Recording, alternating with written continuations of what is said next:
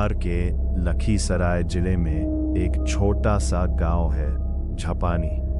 दिन में सब कुछ सामान्य दिखता है, लेकिन रात होते ही ये गांव बदल जाता है। लोग कहते हैं यहाँ अंधेरे के बाद कोई बाहर नहीं निकलता, क्योंकि रात में यहाँ कुछ जागता है। और उसी गांव में रहता था हिमांशु, एक ऐसा लड़का जो डर पर नहीं, रहस्यों पर विश्वास करता था। उसके साथ थे उसके 3 दोस्त, सागर, विक्रम और शिवम। चारों हमेशा साथ रहते थे और गांव में होने वाली अजीब घटनाओं का सच जानना चाहते थे। लेकिन उन्हें नहीं पता था कि एक रात उनकी जिंदगी बदलने वाली है। उस रात पूरा गांव बारिश और अंधेरे में डूबा हुआ था। चारों दोस्त गांव के बाहर मौजूद पुराने कुएं के पास पहुंचे। वही कुआं जिसके बारे में लोग कहते थे कि वहां कोई इंसान नहीं जाता, क्योंकि जो भी वहां गया वो कभी पहले जैसा वापस नहीं आया। पहले सब कुछ शांत था, लेकिन अचानक उन्हें कदमों की आवाज सुनाई देने लगी। धीरे धीरे कोई उनकी तरफ बढ़ रहा था। सागर ने टॉर्च जलाई और तभी कुएं के पीछे एक औरत दिखाई दी। सफेद कपड़े, लंबे बाल और चेहरा पूरी तरह अंधेरे में। चारों कुछ सेकंड तक बस उसे देखते रह गए। फिर अचानक वो औरत गायब हो गई।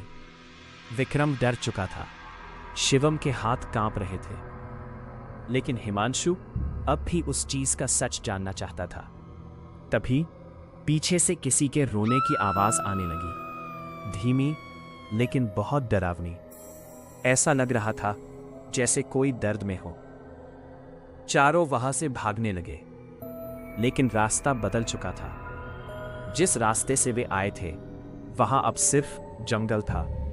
चारों तरफ अंधेरा, बारिश और अजीब आवाजें। फिर अचानक हिमांशु को महसूस हुआ कि कोई उसके बिल्कुल पीछे खड़ा है। उसने धीरे धीरे पीछे मुड़कर देखा और वही औरत उसके सामने खड़ी थी। इस बार उसका चेहरा दिखाई दे रहा था, काली आंखें, डरावनी मुस्कान और चेहरा जैसे इंसान का ही नहीं हो। उसने धीरे से कहा, तुम लोग यहां क्यों आए हो? इतना सुनते ही चारों डर कर भागने लगे, लेकिन तभी सागर अचानक गायब हो गया।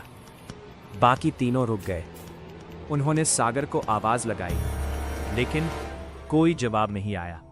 सिर्फ उसकी टॉर्च, कीचड़ और उसके पास कुछ अजीब निशान बने हुए थे, जैसे कोई उसे घसीट कर ले गया हो।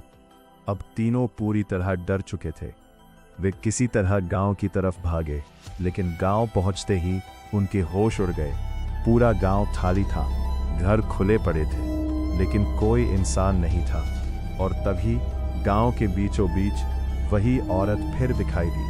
धीरे धीरे वो उनकी तरफ बढ़ने लगी और उसकी आवाज पूरा गांव में गूंज उठी, अब तुम में से कोई वापस नहीं जाएगा। उस रात आखिर क्या हुआ, सागर कहाँ गायब हो गया और वो औरत कौन थी, आज तक कोई नहीं जान पाया।